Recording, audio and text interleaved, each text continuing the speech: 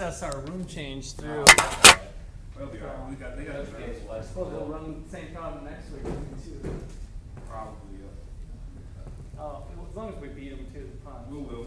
Yeah, we will too. We took an extra gator today.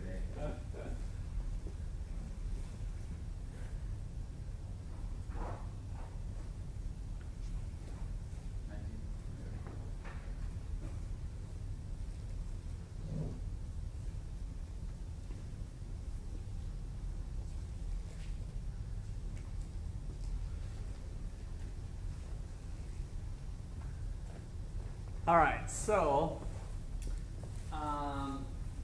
this author has, been big on this value creation stuff, that markets add value to society by being a mechanism that moves assets around from lower valued uses to higher valued uses, right? So the ability to exchange in markets do that for us.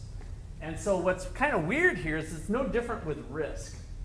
So insurance is a wealth-creating transaction. Well, in what sense? Because we're transferring risk from one party who doesn't value it as much as the other, right? And so we're actually creating a win-win situation again from the market of being able to trade risk with insurance.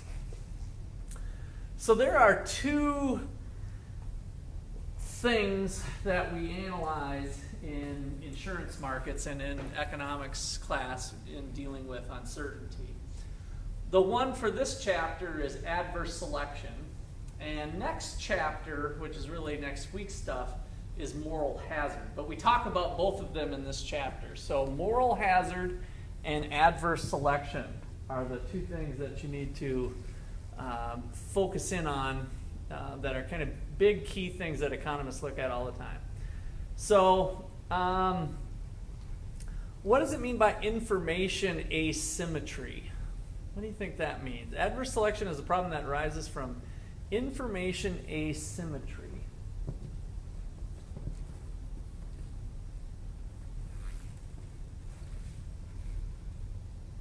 Asymmetric. What does it mean to be symmetric? Same, or be a little more specific. If something is symmetric, what is it? All right, good. Peyton, talk to me in words instead of hand signals.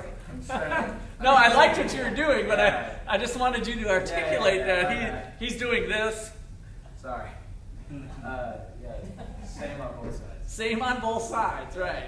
Now, it's funny that you bring this up. I don't know if you guys have heard this before, but they've done studies on what makes a person beautiful. If you look at somebody who just takes your breath away, yes, we got the whole, they're soulmates and everybody, even ugly people have friends and all that. But there's actually been some real studies of, don't we kind of have common things of what makes a person beautiful? Like, a lot of people think that this person's beautiful. We get into models and other people, but yet two different models can look dramatically different. So it's not like there's a perfect shape or a perfect set of, whatever, but guess what there is?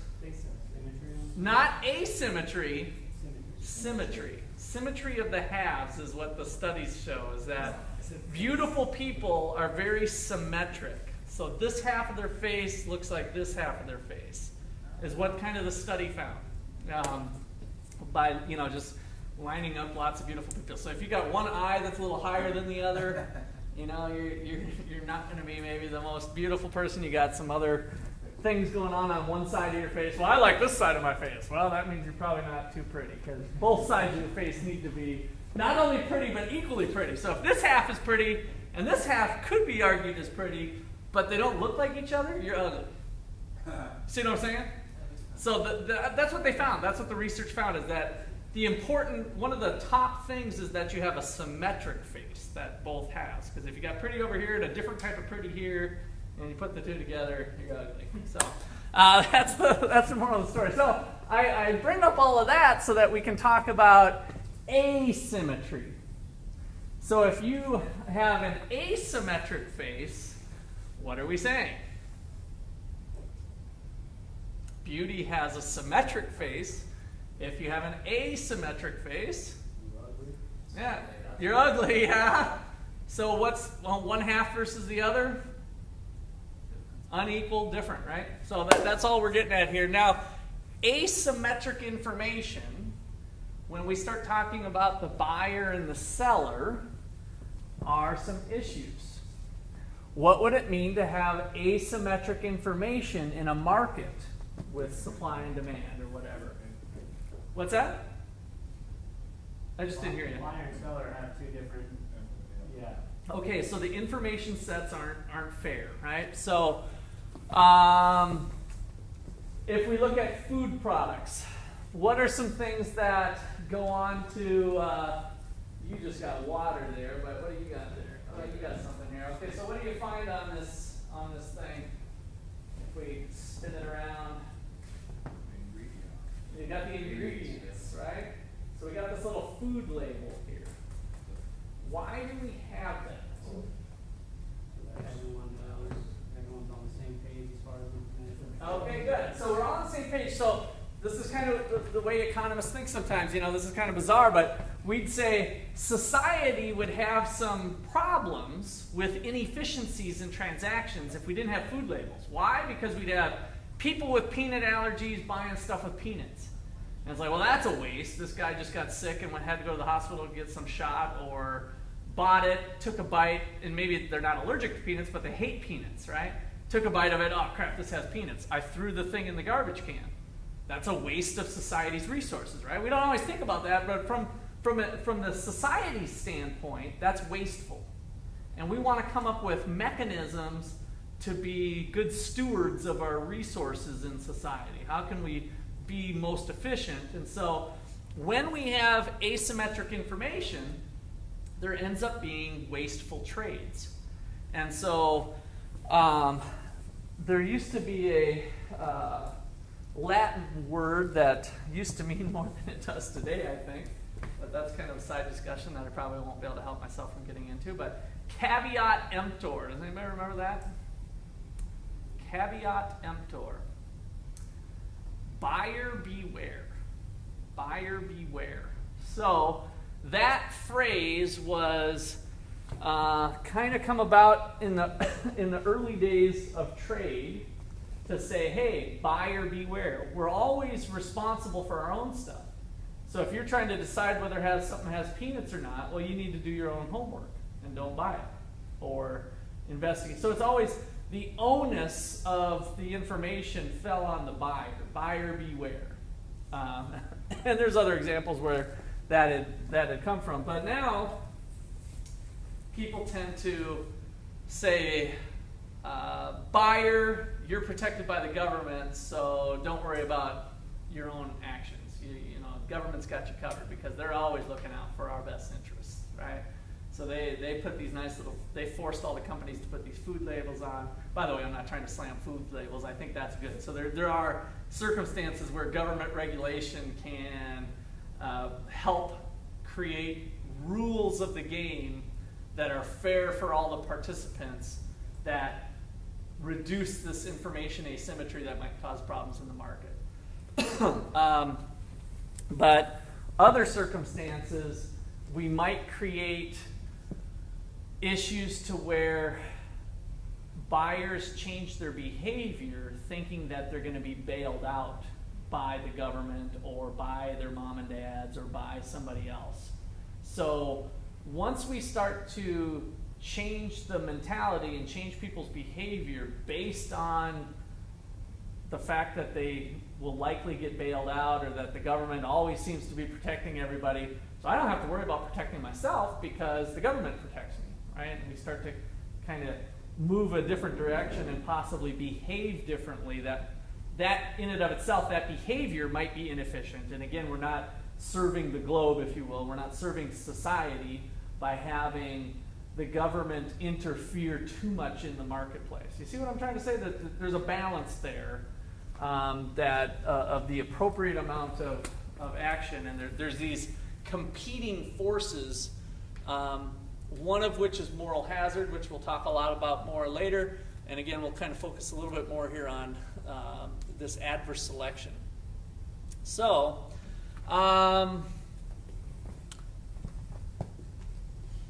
if you're an insurance company,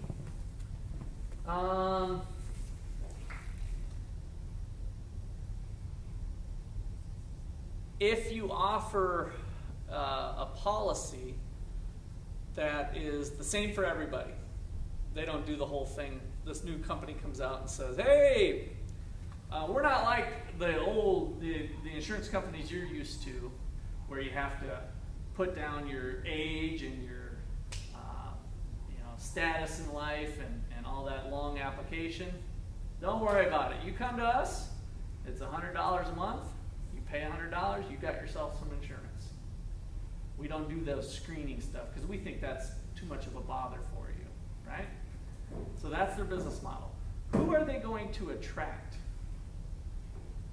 If their premium is $100 a month and they have no screening process, so everybody pays the same, old, young, whoever shows up with $100, they're insured. Who are they going to attract?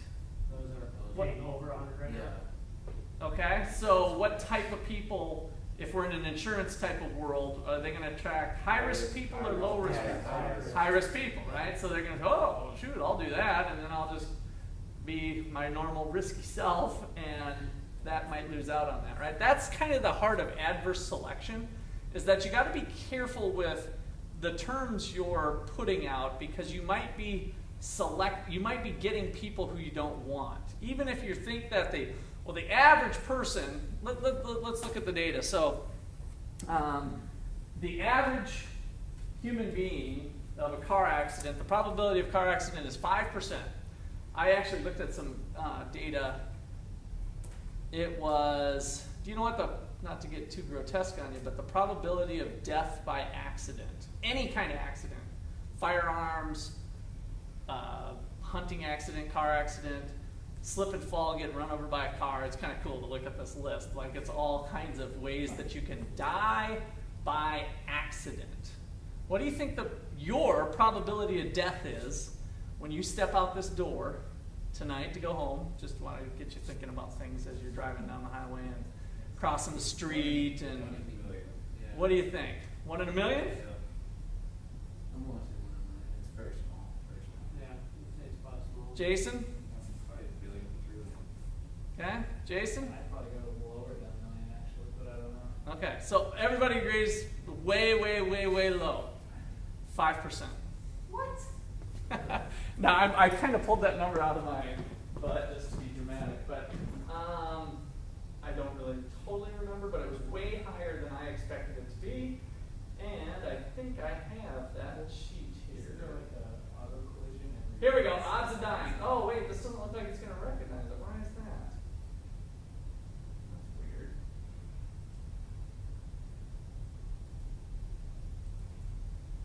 Oh, crud. That's weird. It somehow lost its formatting.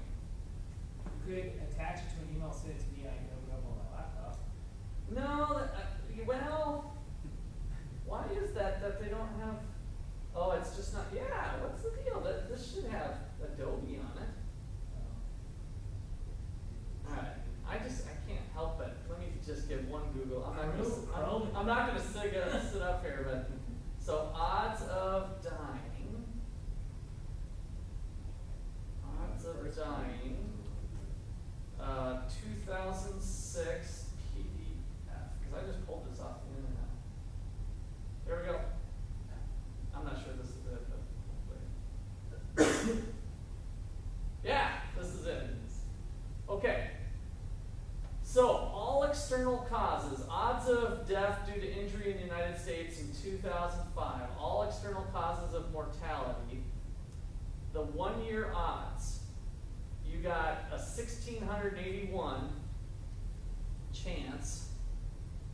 That's due to unintentional, accidental.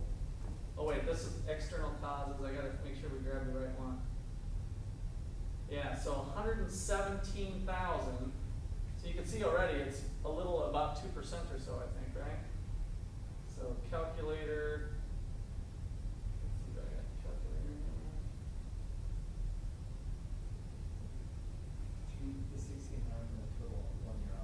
So we got, in 1 year, we got a 2,517 divided by the 117,000. Yeah, 2.1% chance. I thought this was crazy when I first looked at it, but yeah. Now, your odds in the lifetime goes down. So your lifetime odds. But in 1 year, through accidental things, and look at the list, this is just awesome. Pedestrian, motorcycle rider, car occupant, occupant of a pickup or truck or van. I mean, they got all, this is what the insurance companies deal with, right? When they're trying to calculate, okay, David, you're driving a truck, and you're the occupant of a truck, you're whatever. This is the odds that they calculate when they do that. And so it's kind of a fun list to go down. That's why I like to bring this up. So explosion, struck by a car with another person, bitten or struck by a dog. How about that one? Excessive heat or cold of a man-made origin. Explosion or exposure to excessive natural heat. Assault by a firearm, assault by a sharp object. Poisoning, hanging, strangulation, or suffocation. There's your odds right there. How does that make sense? Yeah. The odds are much higher than that. So they're taking the I suppose the number of events, nationwide. I can't remember they kind of say it up here. The table below is prepared in response to frequent inquiries asking questions of what are the odds of being killed by lightning? What are the chances of a plane crash? All that stuff. So, anyway, that is stuff that they have, and it's fun to look at, but I probably wasted enough time on it.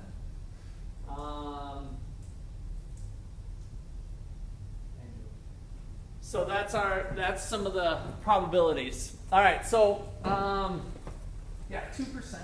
Doesn't that kind of alarming, isn't it? There you go. Definitely makes me want to use my turn signal. I know. Well, and yeah, it's crazy. All right, so couple things that go on with asymmetric information that you can do to overcome adverse selection. And so this is common for insurance companies. We're going to try to screen people who want to buy my insurance. So you show up to me with a $100 bill, I'm pretty dumb if I'm just going to cut you a policy. So I'm going to screen you. How old are you? Previous accidents, blah, blah, blah, blah, blah, right? So that's the screening process. And this is the uninformed party's effort to get the information. Another type of thing to try to overcome asymmetric information is through the use of a signal. Now in this case, you're the informed party, you're the party with the knowledge trying to educate somebody else. So you're going to try to send out a signal. So,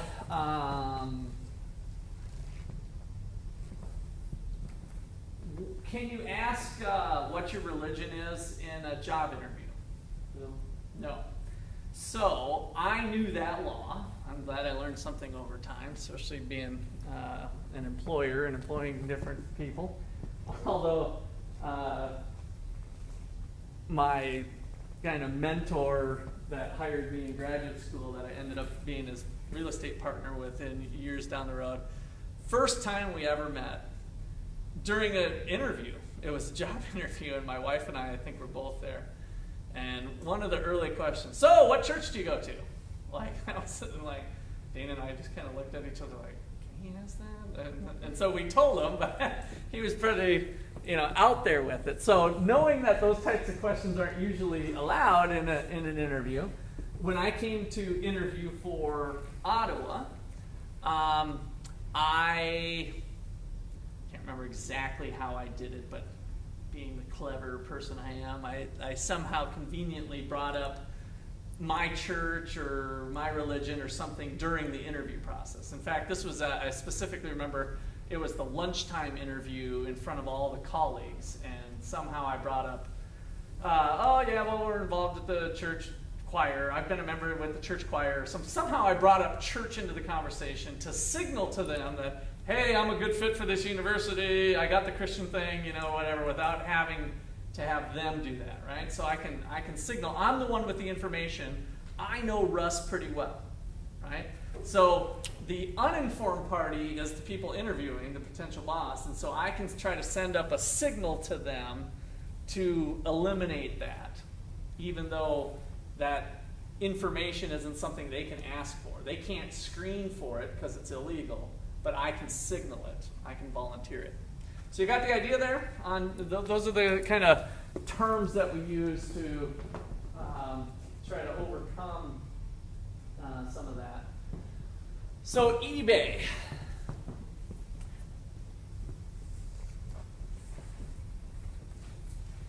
We talked about eBay before. What do they do? What are some of the things that we do to overcome asymmetric information with eBay? Some of the things are listed here, but you get that rating, right? The star rating. And what? And the comments from people, the reviewers. So you start to build up an online reputation. If you see a seller that doesn't have a big reputation, a large volume of trade or whatever, then you as the buyer, that kind of raises a little red flag. You might even choose not to buy from anybody, or you at least know that the probability of getting screwed is a little higher, right? So we're going to they've developed mechanisms over time to try to overcome the asymmetric information problem. Otherwise, if they didn't have mechanisms like that, what would we tend to find on eBay? So let's think about the other outcome. What would be equilibrium in eBay? What type of stuff would we tend to see? Lower valued stuff. Junky stuff. You kind of know that you're rolling the dice, and so would anybody that has a high quality item try to sell it on eBay where there's, you know, other items that are close substitutes for it? Well, no, because the buyer has to assume that everything on eBay, because they don't have the things that they have in place, is not high quality, that they're going to be screwed, or they have to adjust for the probability of being screwed, right? And so the seller's never really going to be able to realize their high value. It's always going to be low value. And so yeah, if they want to have a fire sale, they can dump it on eBay.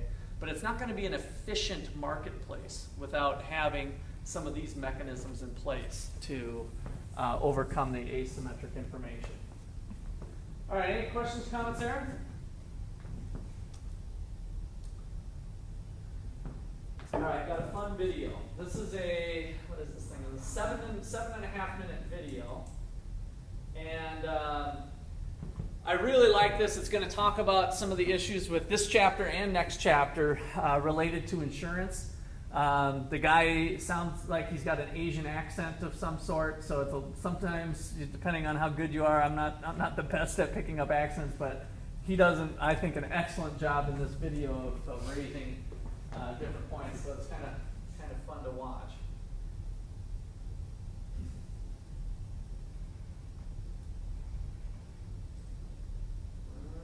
Let's see, I need some audio because I have the audio off up here.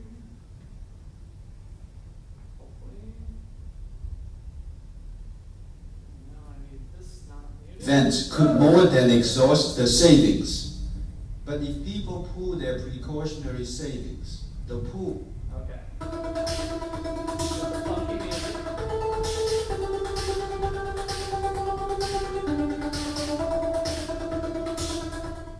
People normally put aside money as precautionary funds. But sometimes the unexpected events could more than exhaust the savings.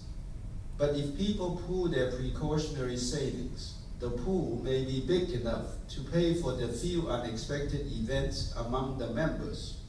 This is the essential idea behind insurance through risk pooling. Auto insurance is a good example of such risk pooling. The essential features of auto insurance are: first, limited coverage. The insurer chooses the amount of affordable coverage cap. Second, risk-adjusted premiums. That means people with more expensive cars and bad driving records must pay higher premiums. Third, replacement value. That means when an insured car is totally wrecked and the repair costs exceed the replacement value of the car, the insurer is paid only the replacement value. In other words, there is a definite coverage cap. Such features make auto insurance affordable. Major illnesses are financially crippling. Health insurance seems like a good thing to stay off financial bankruptcy. But the way health insurance has been run, it has become financially crippling to the economy. Healthcare cost growth is outpacing inflation and national income.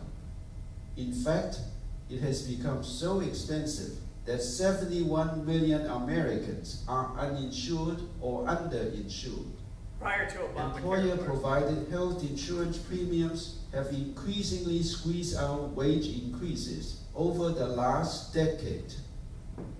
The reason why health insurance costs are out of control is very simple.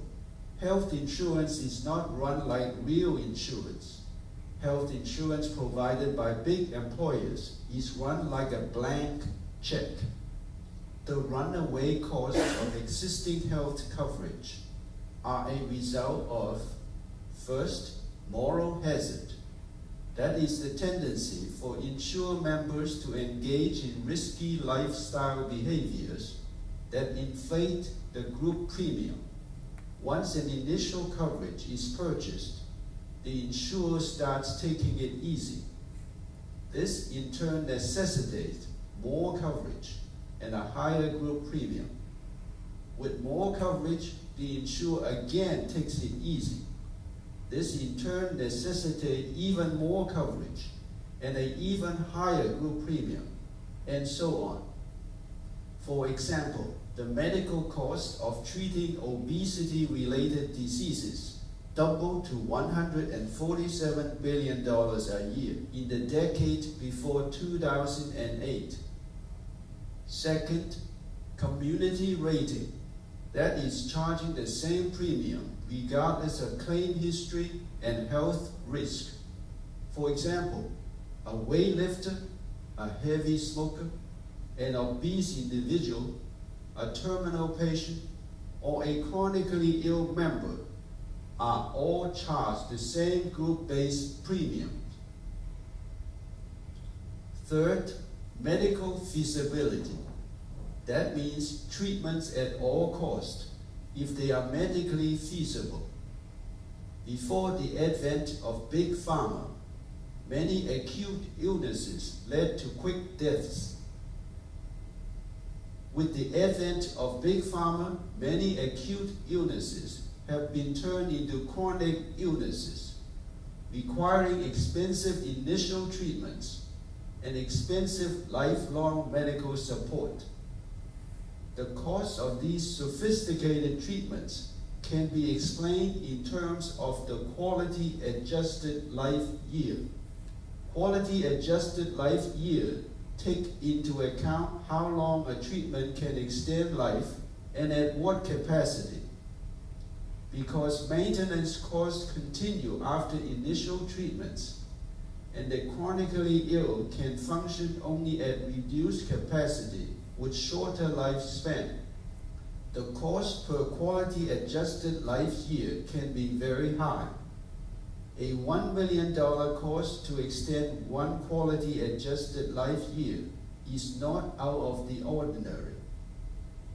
Multiply this scenario many times, it is not surprising that treatments based only on medical feasibility can lead to uncontrollable healthcare costs.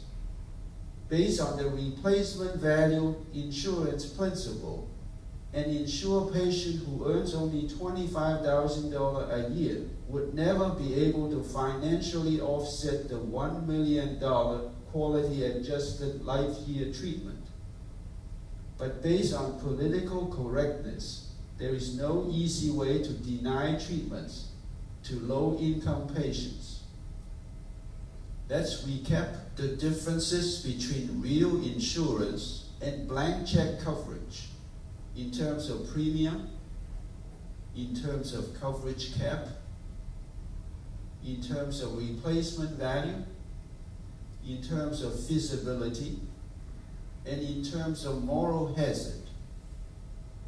The blank check plans of big private employers and big government have led to soaring costs. These soaring costs in turn have spilled over to other sectors with shallow pockets, making health coverage all but unaffordable to them. As a result, 71 million Americans are uninsured or underinsured. Healthcare reform measures that are being proposed simply extend these blank check features to those who are not so protected now. Under this plan, it will be against the law for insurance companies to deny you coverage because of a pre-existing condition. They will no longer be able to place some arbitrary cap on the amount of coverage you can receive in a given year or in a lifetime. Blank check coverage may be what voters want, but it is not real insurance, and it is certainly not what taxpayers can afford.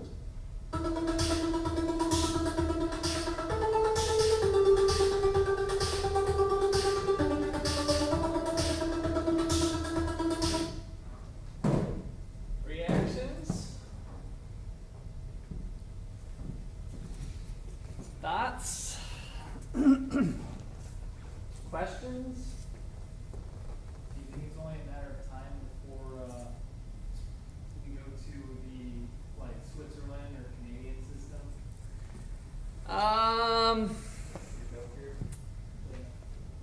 Yeah. I think that's maybe the direction it could go. I tend to think we probably won't for a long time, but the problems that he brings up in this are real, of why it's difficult for it to be sustainable. So I think he brings up some good issues. Other thoughts? What's a better option then? So if you're saying, maybe you're gonna say there needs to be a cap on how much, just like car insurance, there needs to be a cap. Well, okay, so yeah, let's kind of recap his points. One of his big points is that it's kind of misleading to call this insurance, because we just kind of think about it the equivalent with auto insurance. Whereas we're really not, it's not the same thing. We're not able to trade the risk in the same way. Without the caps and without some of the other features, there's not a real sound market for the risk to be traded. And with the inevitable thing is that we've already seen is with more people coming on, then healthy people's premiums end up paying that. We can have a discussion of whether that's the way life should be, right? That's more of a just open-ended question of, should we all be paying more? Should healthy people just say, sorry, we're paying more to help, aid the unhealthy? The moral hazard with that is that if you are given health care for free, the moral hazard aspect is that you won't take care of yourself, which then leads to more sickness, more costs, more breakdown or unsustainability potentially of that. If that grows big enough, and I'm not saying it would, eventually there'd be kind of a revolt of the healthy people, right? If that was a significant nut. So again, let me give you an example. So suppose you make $40,000 a year and you're healthy. Your current policy, or about the way we are doing now with even Obamacare or whatever, you're paying $5,000 a year worth of insurance. If that number swells to 15,000, 20,000, there's some number there to where you get out of your seat and you say, this is ridiculous. you know, it's not working, right? So that's kind of the only point on what path it's on. I've seen some of the data that say the costs are being kind of in check so far with Obamacare. So the report was actually not too bad as far as costs escalating out of control, but it's really, really early at this point. I think people are still trying to figure out what's going on. Would be my hunch with that. People haven't started shopping, shifting, changing their behaviors. We're all still kind of trying to learn, well, what does it mean to have this system in place? So, but the early data, anyway, I saw an economist present this at the conference I was in Vegas. And I don't know where he got his data exactly, but he's a reputable economist that I don't agree with on a number of things, but that's what's kind of nice when you deal with an economist. They provided real data. It wasn't just their opinion about it, but it was, you know, this is the numbers, and didn't get a chance to dig in deep with what those numbers were, but apparently the costs haven't been out of control yet. Because you got two different things going on, right? You've got the healthcare cost, the cost of the actual care that the insurance company has to cover.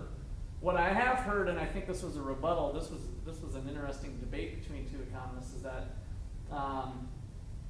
there was a lot of insurance companies that lost some money too.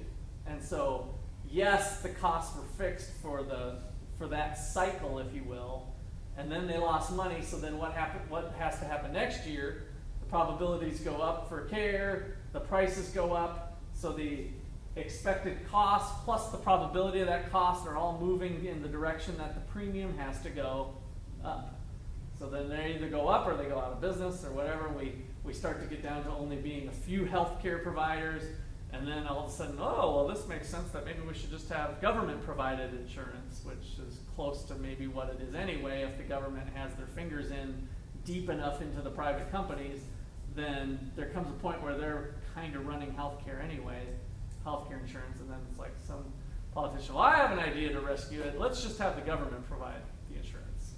And then we're back to the single payer. That if you've heard some of the buzzwords out there, if there was a single payer insurance where we're all together, we're all one big happy family, you don't shop insurance, you just pay your health insurance you pay your premium to one company. And then a step deeper than that is the government providing the health care. We don't have private hospitals anymore. It's all government-run hospitals. Now, hopefully, I hope we don't ever get to, because that gets us into, I think, some other issues with when we don't have competition to keep things in check in the healthcare industry.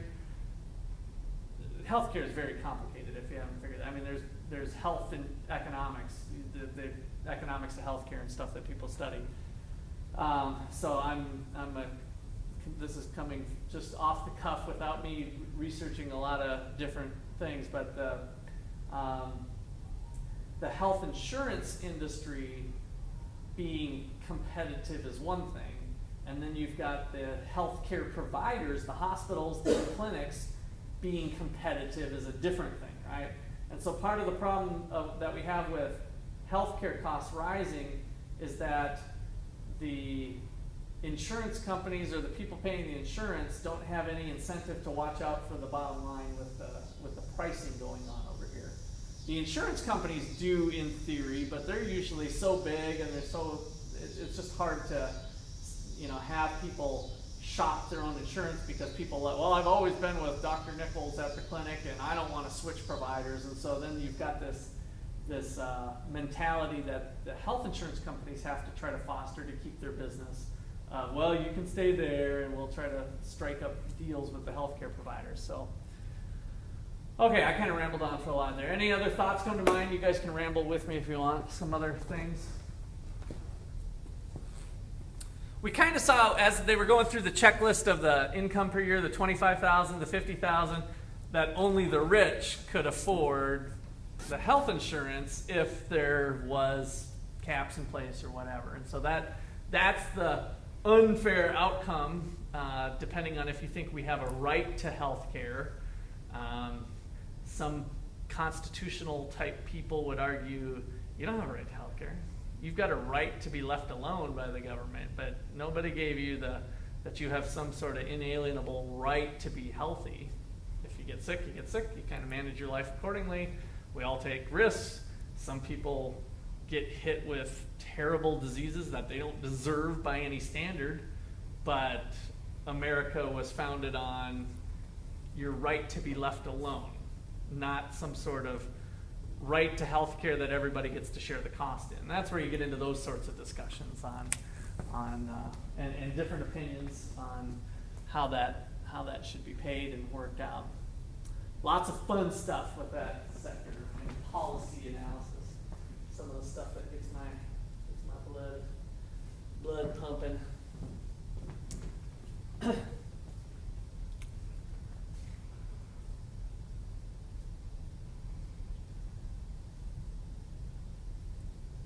Bought some shoes from Zappos and they weren't real.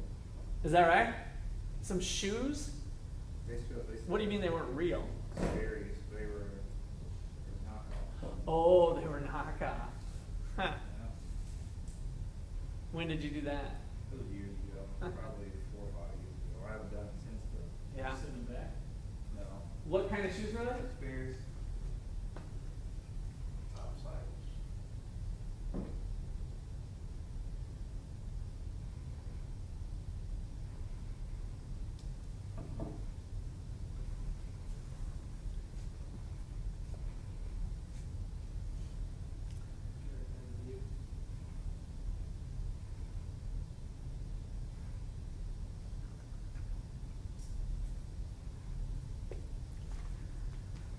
So what's going on here? Kind of interesting approach, huh? How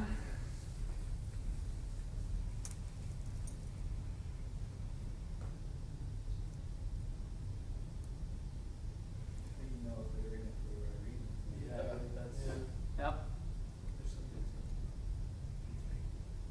So if you're a person that you don't think is a good fit, but you hang in there, you know, what's the end result for you personally down the road? If you stay with the company, but you kind of know you're not a good fit. I kind of want to try to hammer this down to where's the asymmetric information problem here? What's your end result? What's that? Probably quitting. Quit or get fired, right? So, or don't move up, so you're in a job you hate or blah, blah, blah, right? So you've got kind of that undesirable thing. But here, this alleviates the adverse selection issue. What's adverse selection again? Disconnected information. Yeah, different information. Asymmetric. It's asymmetric. So first of all, asymmetric information is a problem of two parties not having equal information. Okay. Adverse selection is a different problem related to that. So I want you to kind of really hone in on what is that problem. Adverse selection. What's going on with this problem here? After 1 week of training, Zappos offers $2,000 to any person who will quit on the spot. About 3% of the employees take this offer. The remaining group generally deliver the quality of services that Zappos desires. So, what is Zappos doing to overcome adverse selection? What is the adverse selection problem that they're tackling? I just kind of want to be able to summarize this problem in terms of the verbiage now.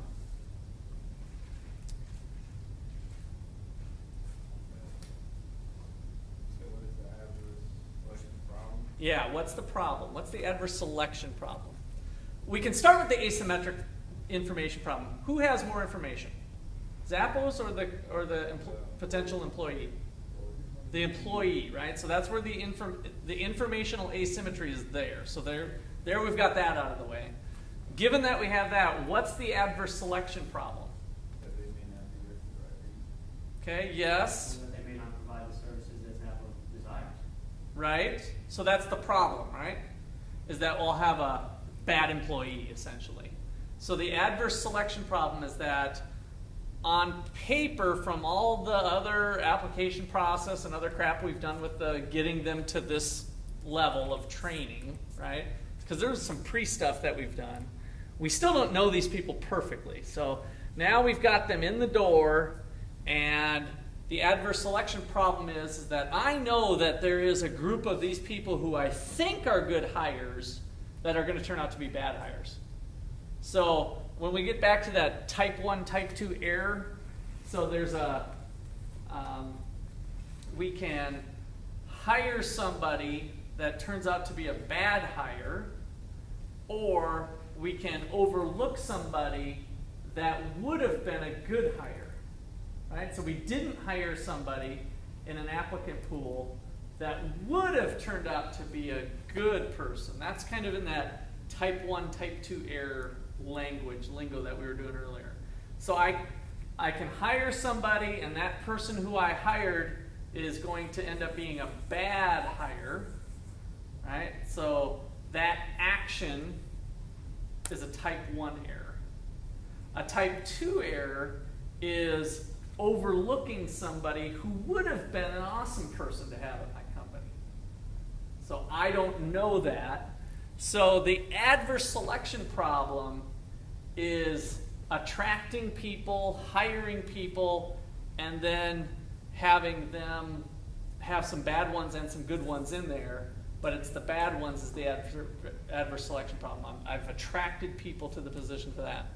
So to overcome the adverse selection problem, here's kind of an interesting technique.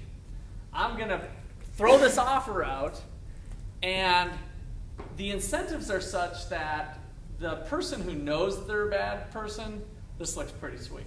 Okay, you mean I can get $2,000? I'm going to get fired in like 2 months anyway because I'm terrible at this. You're going to give me $2,000 to walk away from this? Bye-bye, right? And so now, of that pool, we've filtered out.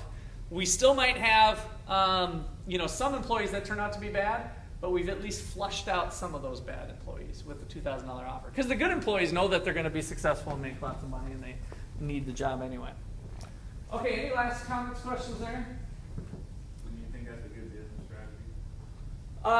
It depends. You're going to get people just going to training just to get people. That's right. So that's a good thing to point out. So this in and of itself, if people start to learn about that, they might say, hey, I'll go hire. Now we have to have that screening, that probably 2-step screening process. We don't let people get to this level unless they've passed our first screen, right? So this is like that secondary level. But you're right, we still could have people applying that somehow try to fudge a few things or whatever to get to this level. Like, I'm going to take the $2,000 and run once I get it. So good point. Okay, other comments or thoughts there? I think this is neat. I said depends at first because it depends on the cost of turnover. So if you've got a company that, I just need somebody to do this for a couple hours and then take a 15-minute break. Ka-chunk, ka-chunk, ka-chunk, ka-chunk, ka-chunk, ka-chunk, ka-chunk. In other words, I can take anybody off the street and bring them in about 3 seconds worth of training time. Ka-chunk, ka-chunk, ka-chunk. Now I've got a new person in, right? So my turnover costs might play into this decision process of whether this would be a good idea for all companies to do. So that would, and then that would also play into, well, what's the right number here? So if I have a kerchunk business, maybe this drops down to $50. Hey, if you don't think you're going to work out for this job, here's $50, walk away, and then I don't, have that person coming in. So turnover costs would be important here. These guys were dealing with a service like customer service. They thought that there's a big risk of getting a bad apple in there that's not going to provide customer service. So if you're real customer oriented, again, the benefits of having good people in there are high, i.e. the cost of having bad people are even greater. So $2,000 might be a drop in the bucket if we think a bad hire is going to cost us $100,000. Then throwing this offer out is an awesome idea. And I think it's even more awesome as long as you think that only the bad people are going to take it anyway. So you're just getting rid of, you're paying $2,000 to eliminate that cost later. Okay.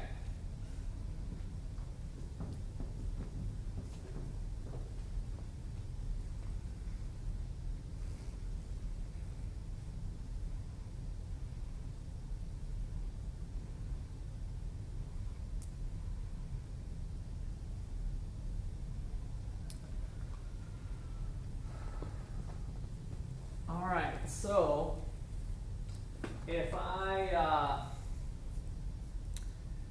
if we pull out a coin and say, hey, I'll flip you for $10, right?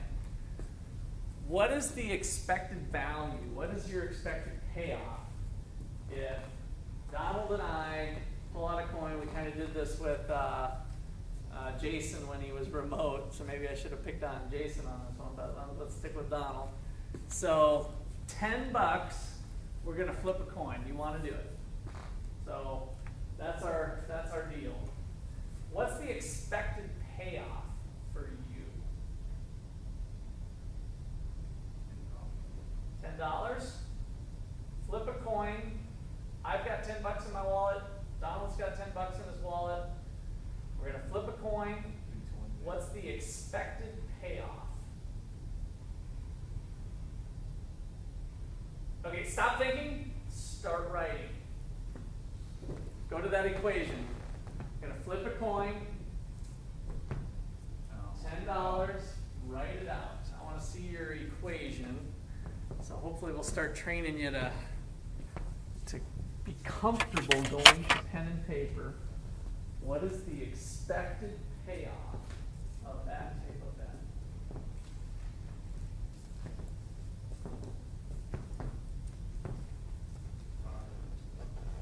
As soon as you get an answer, go ahead and blurt it out, and we'll just compare notes if we got different answers. Great.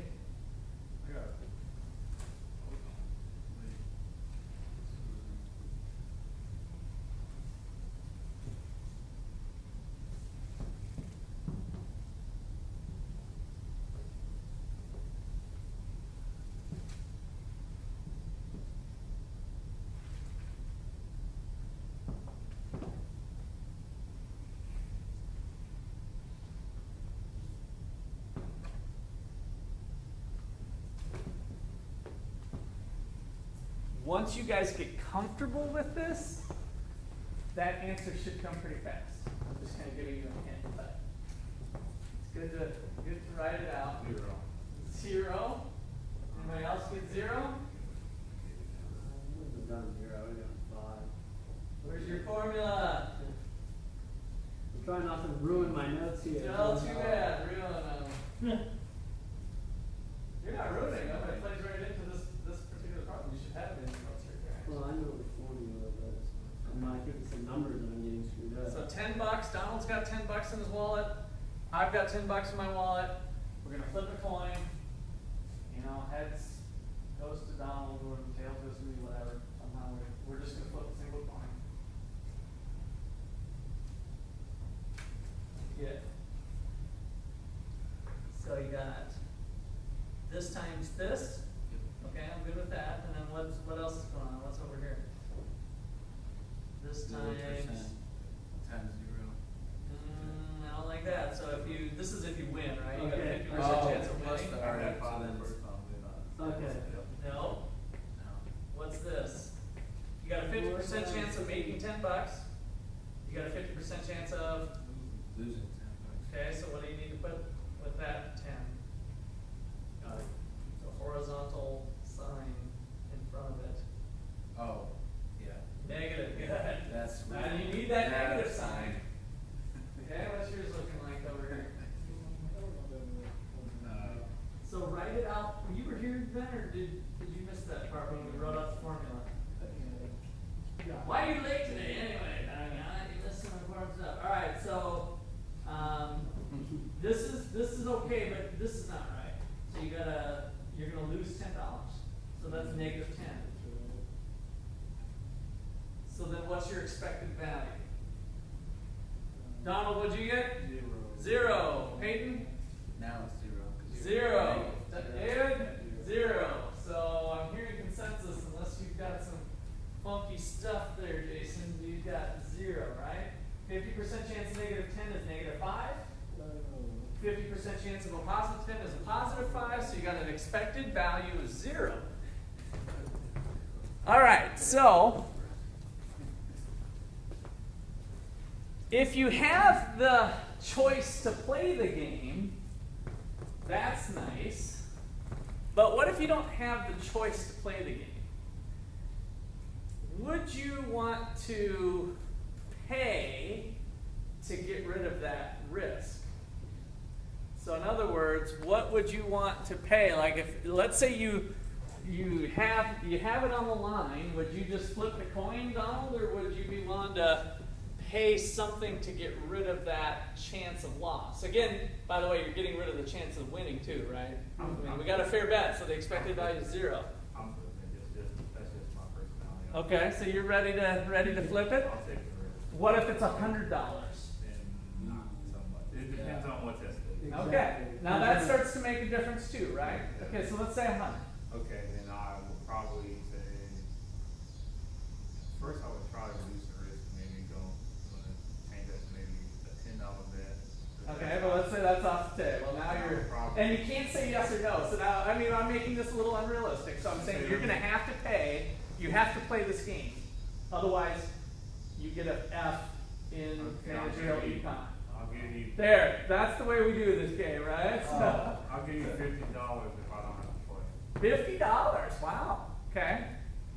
So the worst you're going to be out is $100. Remember.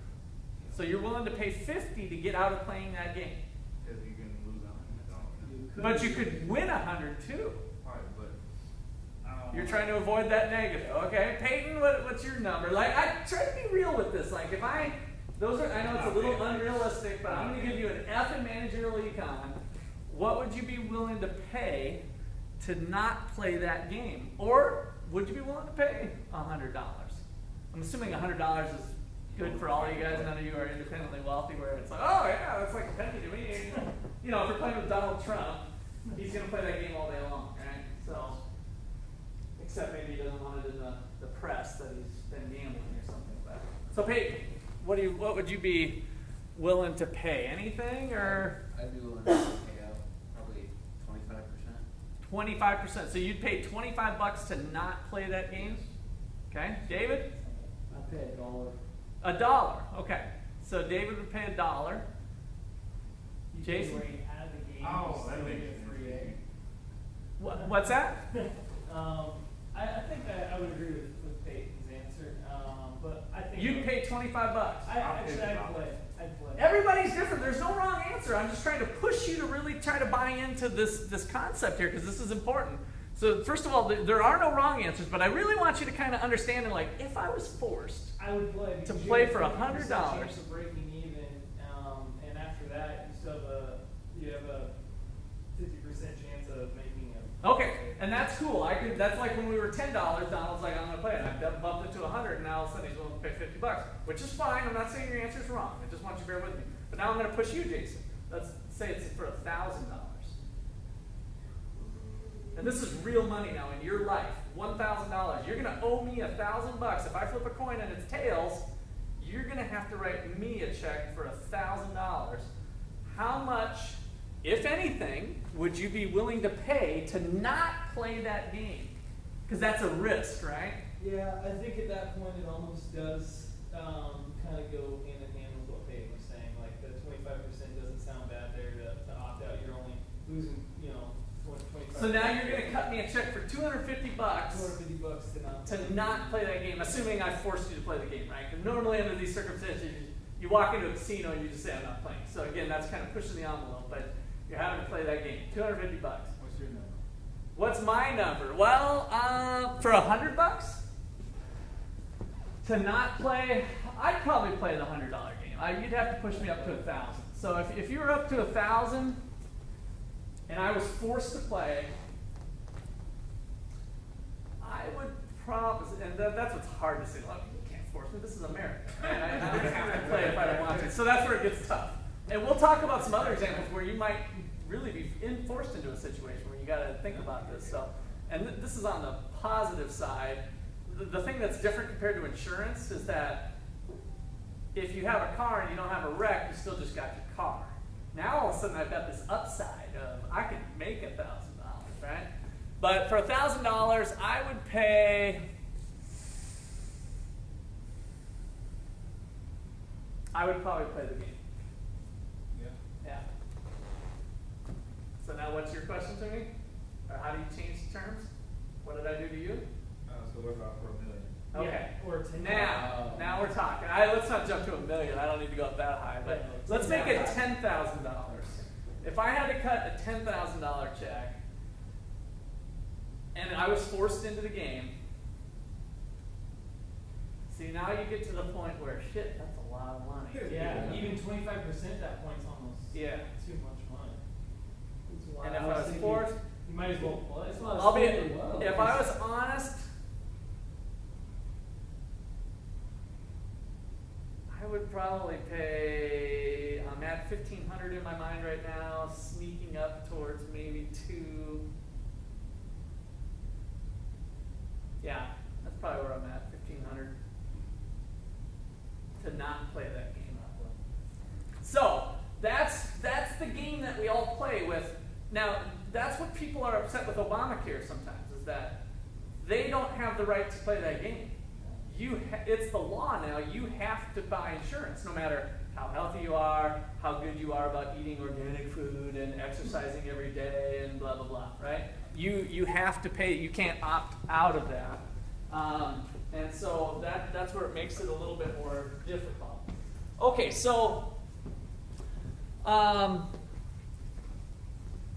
you, under those circumstances, with the payoff being high enough, are not risk neutral. You're showing what we call risk aversion.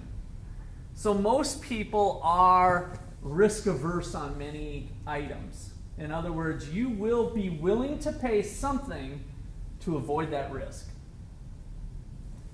And that's what creates the insurance industry, is that the insurance company can be risk neutral because they just have to price it accordingly, play the probabilities right, and they know that they can play that game all day long and still make some money by collecting your insurance premiums.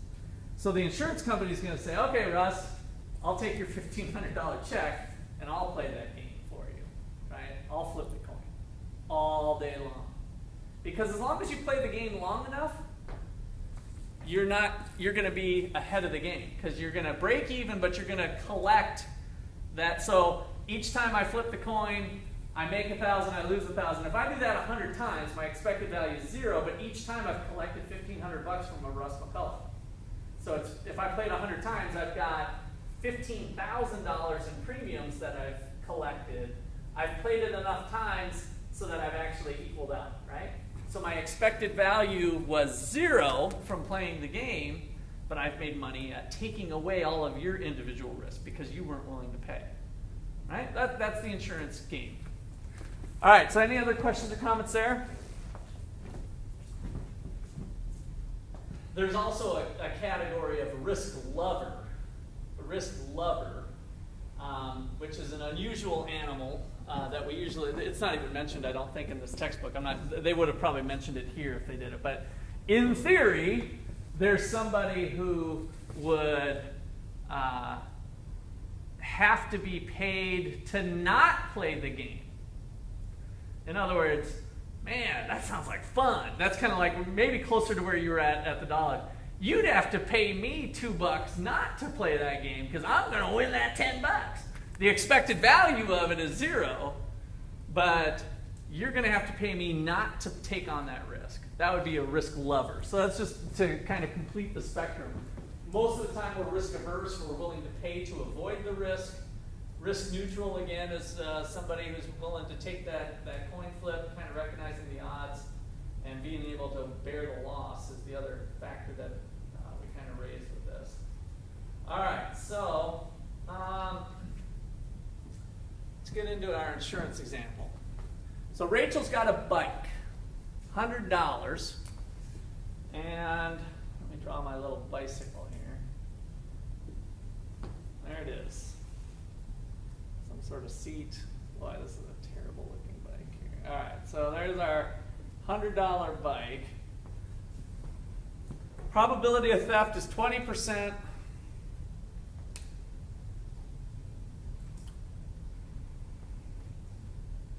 So State Farm will reimburse her for the value of the bike if she pays them $5. Did she, or $25, did she eliminate the risk?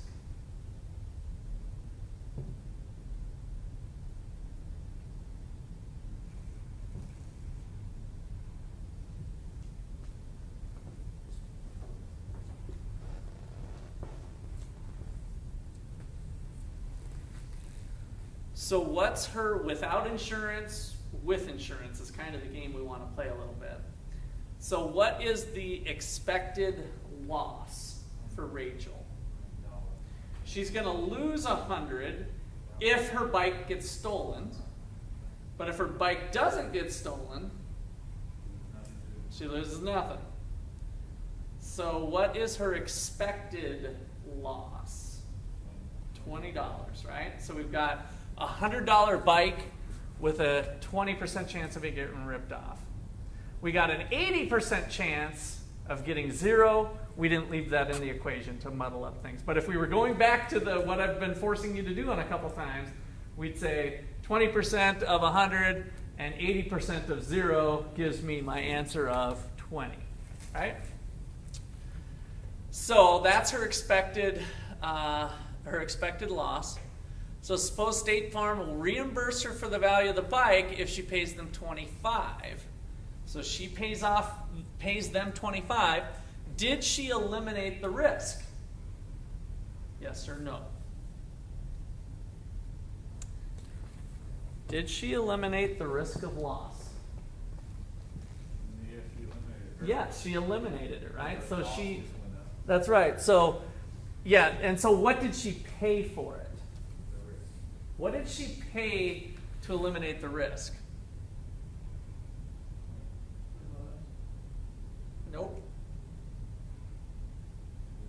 Not the way that's what she paid for the insurance premium, but that's not what she paid to eliminate the risk.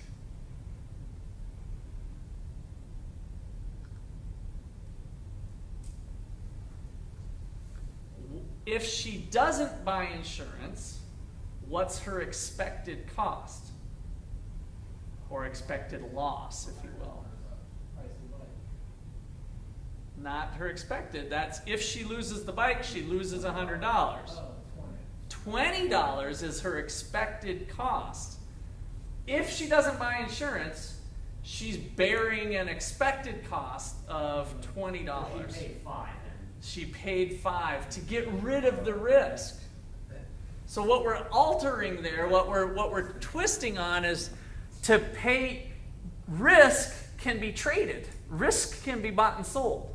What we really did was we transferred that over to somebody else, that loss amount, the risk of it, by paying the $5. That we paid the insurance policy at $25, but we really just eliminated the risk. Okay, got it? Or got it as good as we can at this point? We're gonna work through some more. It's almost easier to put on the insurance company hat. The company makes $5 on average, right? She doesn't have to worry about theft because she's covered. That's what insurance does for us, allows us to not worry about the theft, about the event. And she doesn't have to pay it. But in reality, does the company make $5? They make $25 if she doesn't get it ripped off. But what else do they make if she does get it ripped off?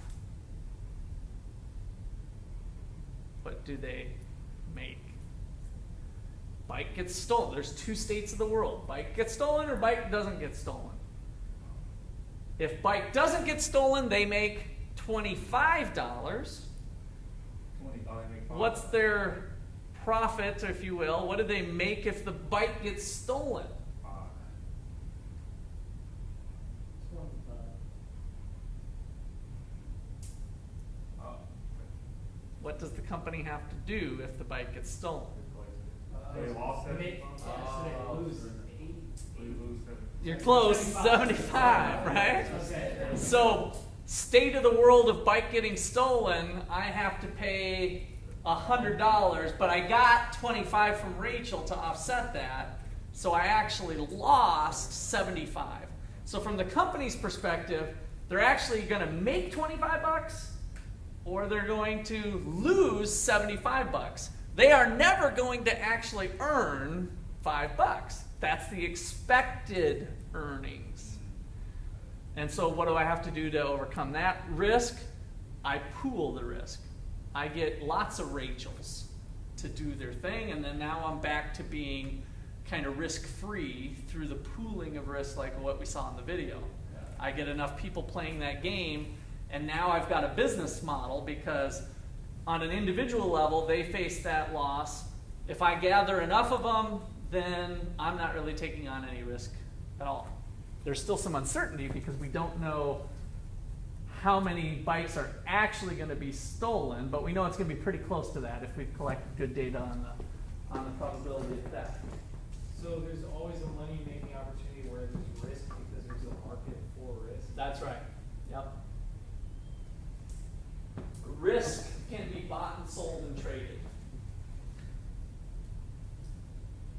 All right, so that's what we just said. Expected value, so I got the 20% chance of the bike being stolen. From the company perspective, I'm going to have $75 hit. 80% chance of making 25. The expected value is the $5, which from Rachel's perspective is exactly the same thing she paid, right? Because she was facing a risk of the $20 expected loss of 20. She paid 25, so it all makes sense. It kind of comes together in the end there on both the consumer side and the seller side.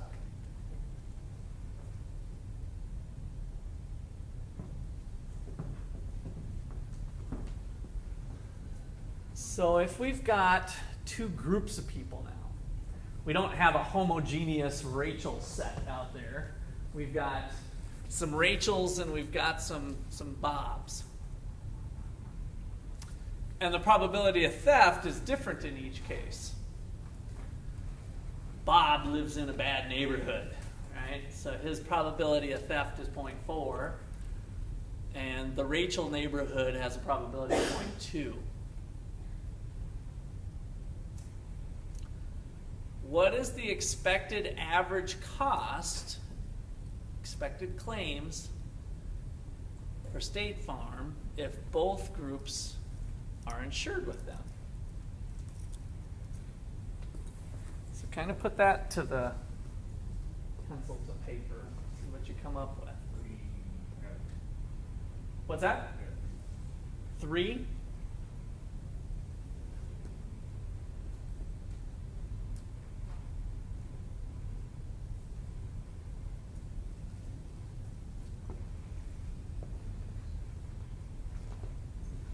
So what I want you to do is look at that previous one here. I've just changed the probabilities on you. So here's the Rachel group is still the same, Oh, okay. but now we've got this other group running a 0.4 over here and a 0.6 over here.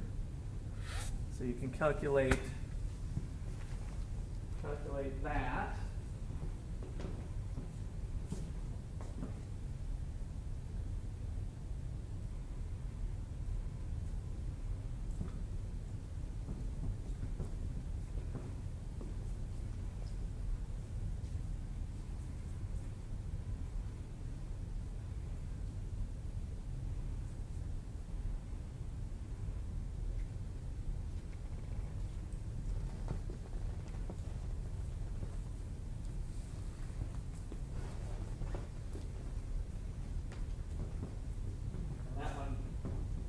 trying to motivate. So expected claims. What's the average expected claims? So for Rachel, we had a 20% chance of getting a $75 loss, right? And then what do we have with the Bobs?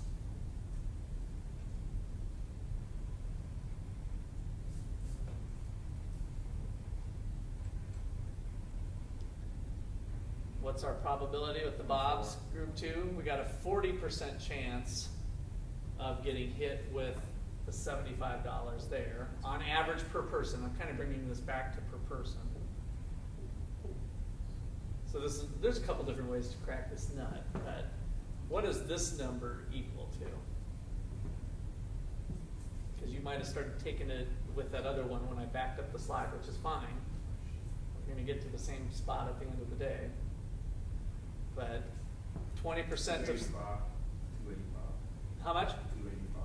285. So we got, what's this number here? 20% of negative 75 is negative 15 plus negative 75 times 30. So we get 45.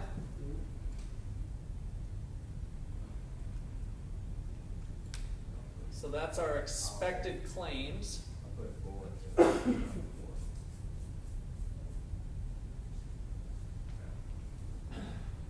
All right. So what happens if State Farm tries to sell insurance at a price of $35? So do they make out all right, knowing that we've got a 40% chance here and a 20% chance here at $35?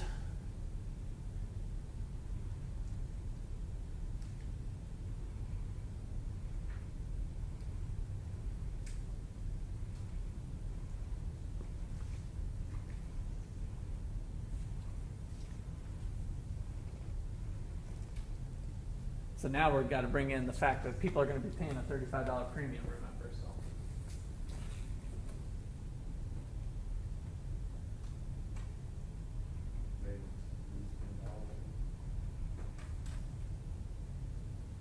So on average,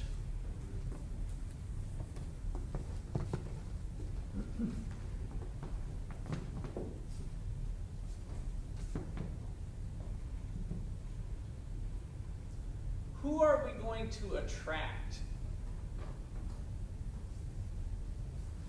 when we have a $35 price? Is Rachel interested in the insurance?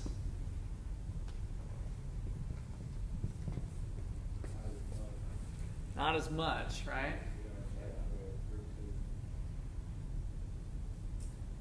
And is the other group interested in the insurance? So they got a little bit different willingness to pay, right? Definitely more than the rate. So who are we going to attract? The higher risk people, right? So that's our adverse selection problem starting to get out. So we got to watch out, anticipate that only the high risk types are going to buy. So when we look at the world through this lens, we sometimes start to crank out the math and say, oh, I've got 50% of these people, 50% of these people, which might work out on average to work out all right. But in reality, if we price it at the average level, if people can opt out of it, they're not forced to buy that extra value. In other words, Rachel's not that risk averse that she's willing to pay this extra $10 on top of that. So the only people we're going to attract at 35 are the high risk people, which then is going to lead to some losses. So in order to make money on this, I need to anticipate the adverse selection problem and price my insurance so that I can make a profit on it at the 45 and bump up the price. That's the adverse selection. Now, back to what we talked about before. if I can screen people and determine that Rachel's a better risk, now I can charge different rates to Rachel's and Bob's, right? Depending on where you live. Hey, the crime rate's here, and if you live in downtown Chicago versus downtown Ottawa, you face different insurance rates because of where you live and the probability of crime. All right. We still got a little bit more on this. Well, maybe we don't. This might be the next one. Yeah, this is it. Okay.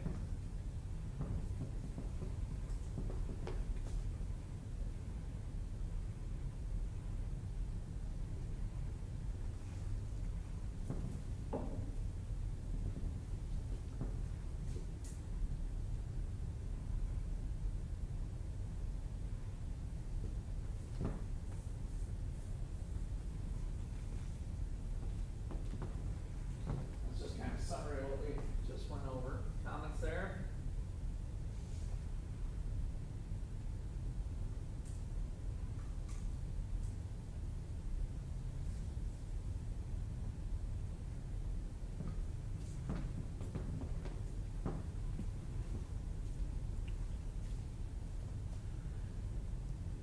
We've kind of been looking at a unusual circumstance of full insurance.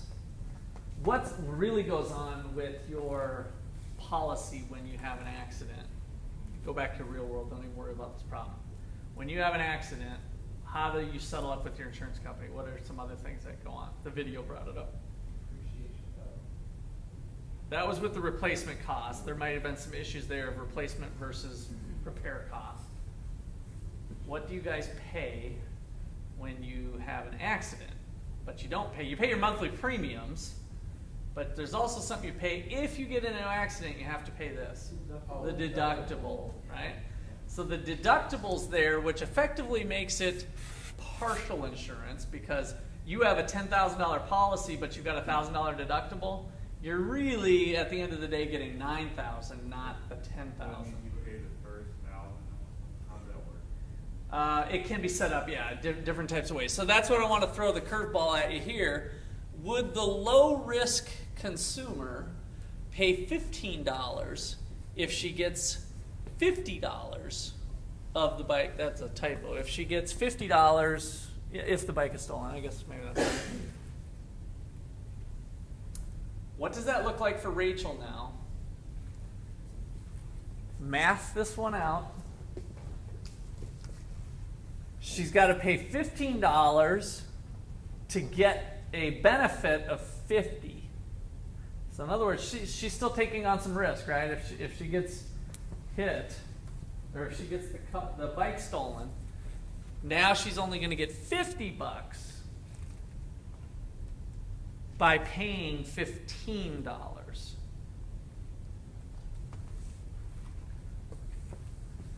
Is that something Rachel might be interested in?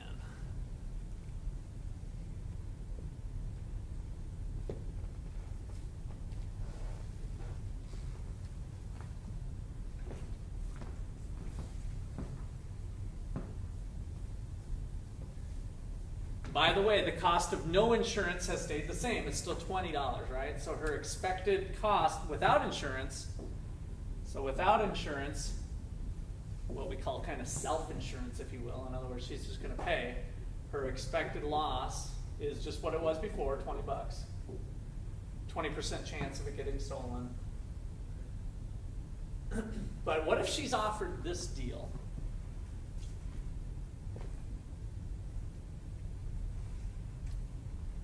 How would you crank that out?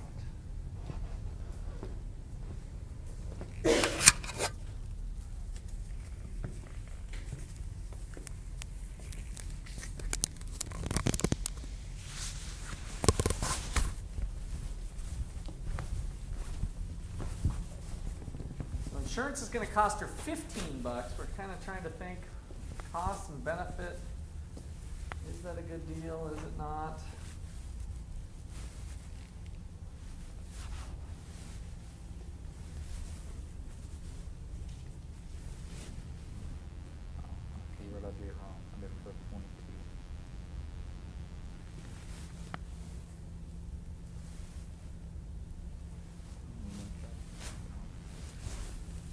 So we want to do a cost-benefit analysis for Rachel. So let's start with if she has insurance, what does she pay for premium? So she pays 15, so that's her cost of the insurance, right? Paid $15 and get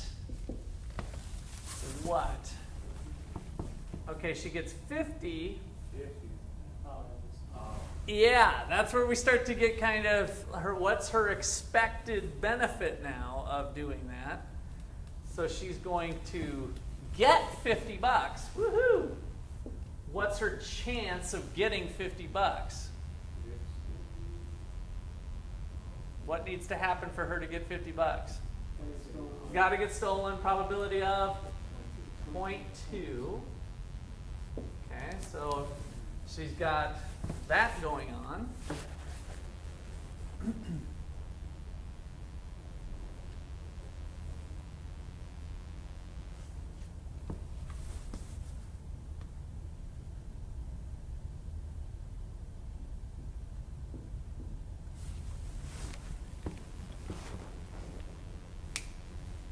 Is that potentially a good deal for her?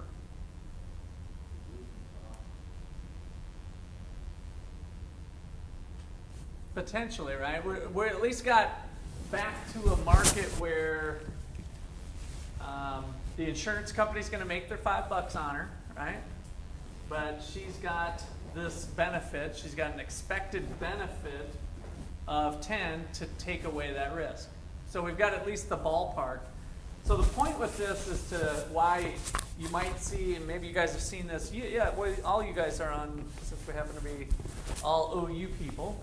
What was your health insurance? I think it's the same for you guys, right? Well, I don't know about David for sure, since you're a full employee.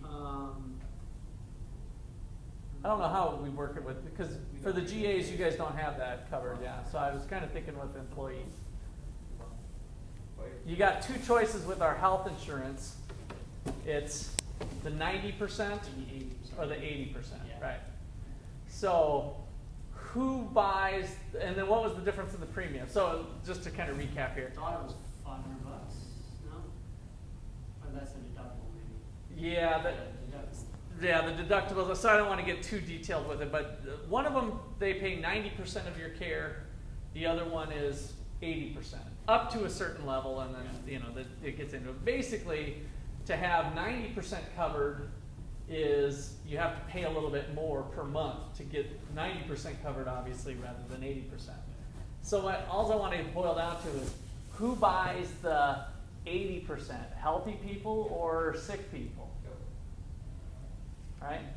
So that's kind of the same thing going on here, is by offering a menu of choices where if there was only one choice, we might not buy it at all. We might say, oh, screw that, I'm just not even going to get health insurance, which here it's included, and we're getting into more complicated factors. But as far as if you're actually buying insurance, that is a price discrimination scheme. Is that we can potentially, and through eliminate adverse selection, that's through the single price thing, but here we can bring the Rachels back into the market by offering deductibles or by altering the product, the type of coverage that they have, and hopefully make some money on the Rachels of the world as well as on the Bobs.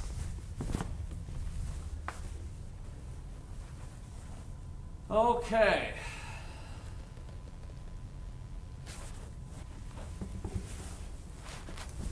The lemons market. We've talked about cars.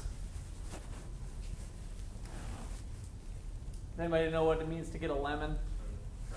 Crappy car, right? So it's kind of what I call the used car blues. When you buy a car, you're all excited about it, and then you're like, crap, what's that noise? Or what's this problem? You kind of learn about it as you go.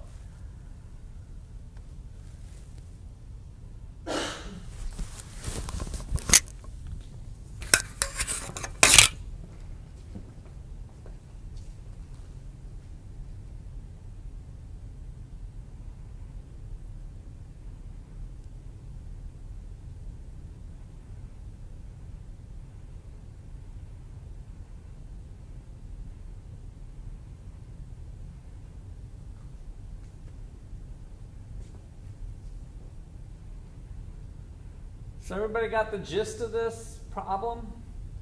What's your strategy as a buyer? If you knew that these were the circumstances and you needed a car, what would be your strategy? How would you go about this market? And remember, I don't want to even get into buying an insurance policy or other things. Just take the problem for how it's written. And if there was no way to overcome the informational asymmetries, how would you go into this market? What would be your strategy?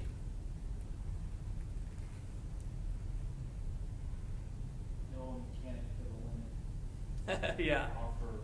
You say there's no way to do it, so like you can't go there, offer 3,000, see who tries to sell, and then try to go back and okay. Right. I'm going to take that away from you. Okay. You'd offer the 4,000. You'd offer the 4,000? That would be your strategy? Why? I would offer the 4,000. In this case, for sure, you get a decent car. How would you know you're getting a decent car, though? That's really the problem, Okay. is you don't know that. So the lemons problem is there's cars out there, imagine like identical cars that look the same on the outside, but we can't tell which one has the leaky oil or the bad motor or the whatever. Some sort of looming problem that you don't know until you actually buy it, that you know that thing's a bomb ready to explode. So bad cars still have value though, right? What are they worth?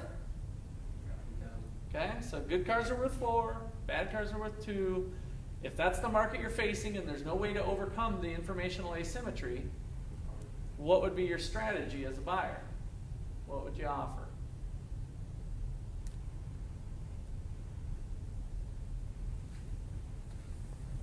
It's hard to kind of strip out all the realities of this problem, but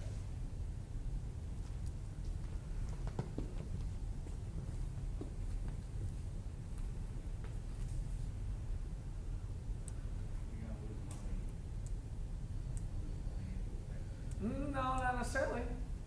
How would you not lose money? Pay them what it's worth. Right. So what would you go into this market not knowing what you're buying because of the issues? The cars look identical, but one sucks, one doesn't. One's a cherry, one's a lemon. I'd go in saying I'm going to pay 2,000. That's my value. Exactly. I'd offer 2,000. Right. So the point there is that over time, that's what would happen in this market, is that the buyers wouldn't be willing to roll that risk. So all the things that I stripped out of the reality of this, so I kind of wanted you guys to boil down to thinking about that. If all those realities of life went away, why do we have those realities? Because of this problem. So I'm trying to boil it down to the core problem. The core problem is that you couldn't potentially tell, and so we come up with some of those solutions that we're used to that I stripped away from you. But if we can't undo that, then the market is going to not be efficient because we're going to have sellers of cherries with no market. They can't unload it at a fair price because they can't signal. Again, I'm stripping out all the realities of take it to a mechanic, get a check, blah, blah, blah.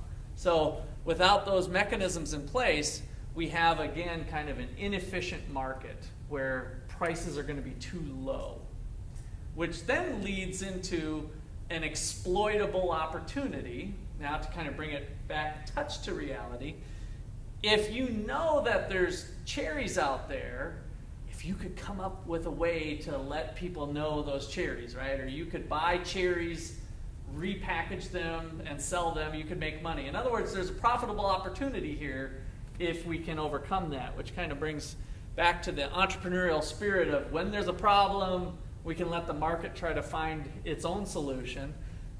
It may not be the best answer in all cases to have the government somehow step in and try to do something. However, in this case, the government did step in and probably help the problem. So again, I'm not anti-government, I'm just cautious when we have government solutions to problems. So in this case, they passed a lemon law problem that had basically a 30-day warranty, I think is what the lemon law is, on dealers. So if your car has a problem, you've got a warranty on it. by default by law, not by what the company's offering, but by law. There's a lemon law on the books. That lemon law doesn't apply to Craigslist and the for sale by owners. So what we'd expect as an economist is that the Craigslist cars, if we were thinking a commodity car, should be selling, if we wanted to test this theory, the for sale by owner car should sell on average at a little bit lower price than what the dealer cars are selling for, right? And guess what the difference is? It's that difference of the risk premium. If you want to avoid that risk, you can pay the little bit higher price with the dealer, and so we kind of start to see that in the data as we watch a market like that. So yes, there are deals on Craigslist and for sale by owners, but yes, you are running the risk of potentially being screwed. If you're not talking cars and you're talking a radio that's $50, you might be willing to run that risk. Instead of running to the Walmart and buying a brand new radio, you look for a almost new version on Craigslist for $50, and then the most you're out is $50, and again, you're willing to flip that coin and take that risk yourself. So big ticket items, it's more of an issue. So we see disclosures being done and warranties on big ticket items like cars, and houses is another strategy or another market that we have those sorts of protections. Salespeople, hard workers who sell 100 units a week and lazy workers who sell 50. If we just offer a straight salary, what's the adverse selection problem? Hard workers, so they start to be lazy. Right, that's possible, but that's moral hazard. That's not adverse selection. So one thing I haven't commented on it, well, for one thing, moral hazard is kind of the next chapter, but adverse selection is a pre-contract item. Moral hazard, which again we'll talk about more next week, is a post-contract. Now the word contract is almost misleading, but when you have a deal, so before I hire somebody, I might have an adverse selection problem before I've officially engaged in an employment contract, let's say. I've attracted sucky people. When I offered my insurance policy, I attracted people, before we signed our agreement, I attracted sucky people pre-contract to my insurance arrangement, right? So those are all adverse selection problems whenever we talk about pre-contract before you get engaged. Who are you attracting? Be careful of who you're bringing on board. Post-contract, we run into moral hazard, where now people change their behavior on the video. We had the little stick figure, getting fatter and fatter because they were taking it easy, knowing that they got the health care covered. So here with straight salary, the reason I brought that up is you said the hardworking people getting lazier. That might be a moral hazard problem after the fact, but on a straight salary, we might start to attract the lazy people in the first place. And so what can we do to offset that? We can have some incentive pay, some commissions, right? And therefore attract only hopefully the quality productive people.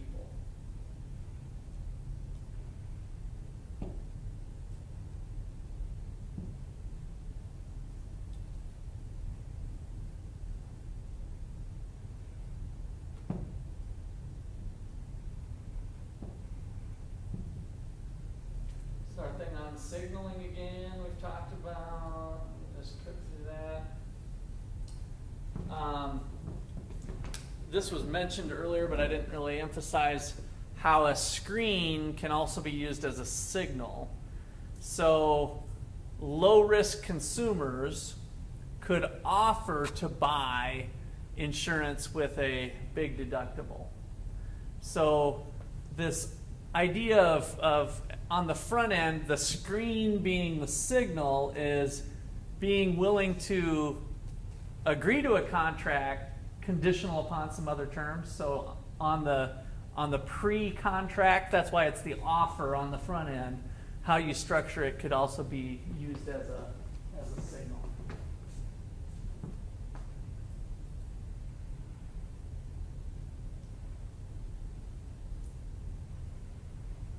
Some classic examples with companies. Have you guys ever thought that oh, that company must be good if they bought a television ad during Super Bowl? That costs a lot of money. So that's a signal that they're a quality organization because they did that, right? We kind of see the money, but we got to be careful. That certainly might be a signal, but it might not be a credible signal. All right, we talked about eBay. I think it's getting close to calling it a night here. Oh, this one's kind of cool. We'll just read through this and then we'll be done. I think this is the last one I have. So then, again, new employees.